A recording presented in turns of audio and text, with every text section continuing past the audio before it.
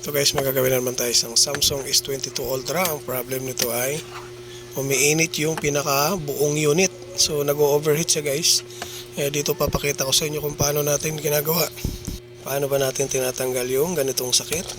Dito guys, gagamitan natin ng scanner. Sobrang init nito, oh. Napakainit.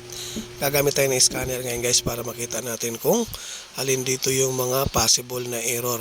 So pag mga ganito medyo sensitive guys, kaya ginagamitan natin ng scanner para mapalabas natin yung totoong sira. Ayan. Titest muna natin, titingnan natin, kakapain natin kung saan nanggagaling yung mga init. Ayan, oh. Napakalakas yung flex, yung main flex niya. Napakalakas ng init. So ibig sabihin diyan dumadalo yung kuryente niya.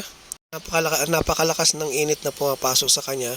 So mamaya ang gagawin natin, i-disable natin yung pinaka main flex para makapa natin kung saan siya nagmumula. Pag dinisable natin at walang lumalabas, meaning pag tinanggal natin sa motherboard, pwedeng sa charging nang gagaling, malamang doon yung grounded. So tinest ko to kanina guys sa short killer, hindi talaga siya nadidetect. Buhay siya, ang problema lang natin, nabubuhay yung unit. Pag naubos yung battery, hindi na siya mabubuhay. Gawa ng pinapatay siya. Pinapatay yung laman ng battery. Hanggang sa ma-drain na siya. Kung mabuhay mo man siya, dadaan mo siya sa i-charge mo muna yung mismong battery sa power supply. Saka siya magkakaroon ng power ulit. So, sa buong unit ang umiinit, kaya dito scanner ang ginamit natin para mapalabas natin kung alin dito yung totoong error. Ayan, dinisable natin siya guys, wala na yung init, bumaba yung init, wala na yung umiinit, dahan-dahan siyang bumababa. So, obserbahan muna natin para sigurado tayo. Ayan. Umaangat siya, tapos bumababa. So, ibig sabihin, may chance na wala dito sa motherboard ang error. Ayan. So, antabayan na lang natin. Salpak natin ulit yung pinaka main flex. Titest natin ulit. Para makita natin kung may magbabago doon sa mainboard. Ayan, uminit. Pero walang init doon sa taas. Yung main flex na pababa ay umiinit pa rin. So, ang gagawin natin ay babaklasin natin dito yung pinaka baba nito guys. Mamaya tatanggalin natin yung pinaka flex charging port para malaman natin kung yun ay nagbabato pa rin siya ng init. So dito nagbaba na siya ng kaunti. Ayan, kaunti na. So pag hindi nagdugdag yung init, yung count ng init, ibig sabihin ang lumalabas, nagbababa siya ng count, ibig sabihin negative yun, walang error dito. Pero kung yung count nung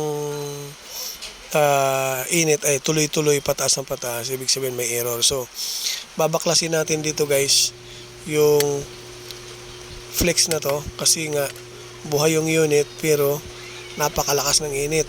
Ayan, wala na ganong init, nawala. Ito yung pinakamalakas. So tatanggalin natin yung mga tornilyo.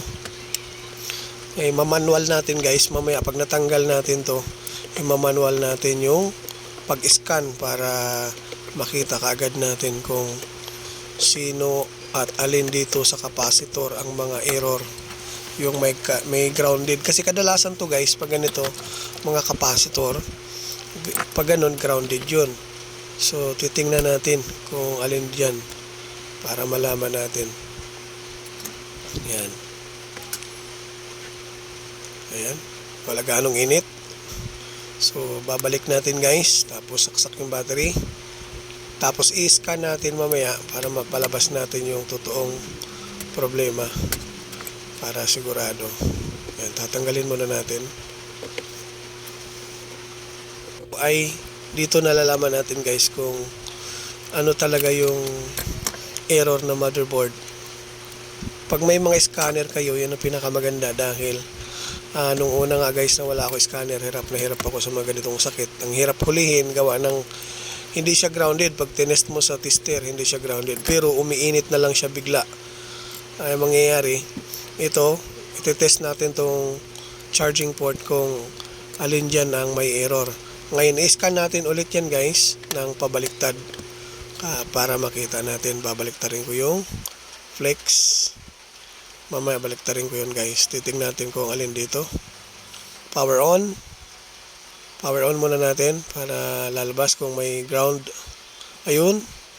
Lumabas siya guys. So sa bandang gilid ang umiinit dito sa baba. Ayan, umiinit talaga siya. Napakalakas. Grabe lakas ng init na to. Ayan. So, isa lang ibig sabihin, yung tinutukan niya, wala gaanong capacitor yan. So, sa likod tayo magpo-focus dahil yung likod niyan ay may mga capacitor. So, doon tayo magpo-focus ngayon. Ito guys, ito yung likod niya. Bubuga natin ng rosin flux.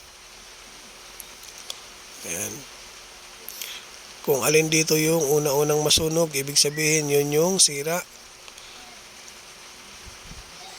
Ayan. Ayun. So, ibig sabihin grounded yung capacitor niya. Ulitin lang natin guys. Grounded yung capacitor na yan. Pero yung ganyang kaliit na capacitor, hindi yan nagko-cause ng shorted sa tester. Hindi yan nadidetect. Ayan guys, so napakaliit nito. Ayan, pero nahuli pa rin natin kung saan siya nagmumula. Ayan. Tatanggalin natin yan. Disable natin yan kasi sunog na siya. Ngayon, titingnan natin guys kung andyan pa ba yung init. Yan na yung pinaka-error niya guys. Nahuli na natin kasi yan yung nagkakos ng shorted dun sa unit. Ngayon, natanggal na natin siya. Tingnan natin, power on kung andyan pa. Ayan, wala na. Ayun, wala nang kainit-init guys. Hindi na siya umiinit. So, ganun lang. Nahuli na natin. Kanina, sandali lang, napakainit na hindi na natin halos mahawakan. Na bumabaga yung pinaka-flex. Ngayon, bunot na natin yung sakit niya. Kaya babalik na natin yung pinaka-tornilyo. Yun yung mga procedure guys ng mga overheating kadalasan sa mga capacitor. Pero pag tinest mo siya sa tester, hindi natin mapalabas yung grounded. Pero doon sa pag pinower on mo tapos may scanner ka, mas maganda kasi yung mayroon talagang iba na sa short killer at saka power supply hindi natin mapapalabas yung grounded ng board. Ang tawag dito kasi overheating, nag-overheat siya na sobrang init na kahit walang SIM card. Kahit hindi ka nakadita, napakainit talaga. So, yun yung mga ginagawa doon. Ini-scan natin para makita natin kung saan banda yung bumabaga. Pag bumaga siya at yun na yung tinuro, ibig sabihin, yun ang papalitan or tanggalin. Kung hindi man siya mga capacitor lang, pwedeng tanggalin lang natin. So, at least nakuha na natin kaagad guys kung ano yung pinaka-error ng isang motherboard.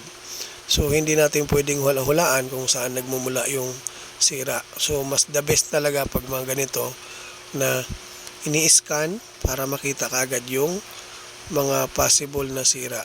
So, yun lang guys. Kung bago ka man sa channel ko, I hope na pulot kayo na ibang mga procedure na paggawa. Kung bago ka sa channel ko guys, palike na lang, pasubscribe para lagi kayo ma-update sa mga bagong upload natin. Yan na guys, natapos na natin, pero wala na akong nararamdaman na init kahit kaunti. So ibig sabihin, perfect yung gawa natin na tsambahan natin guys. So see you in the next video ulit guys. Thank you.